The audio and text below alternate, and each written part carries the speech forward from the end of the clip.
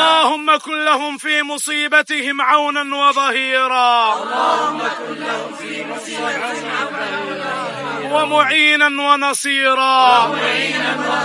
أهل المغرب جميعا وخصوصا القصر الكبير اللهم الطف بهم يا رحيم. اللهم الطف بهم يا كريم. اللهم الطف بهم يا قوي يا عزيز. اللهم يا رب صيبا نافعا. اللهم صيبا نافعا. اللهم صيبا نافعا. اللهم خفف أضراره. اللهم خفف أضراره.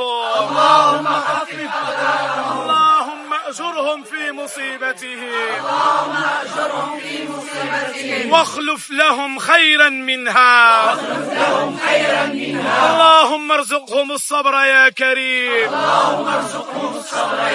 اللهم ائتهم بالعوض من عندك يا رحيم.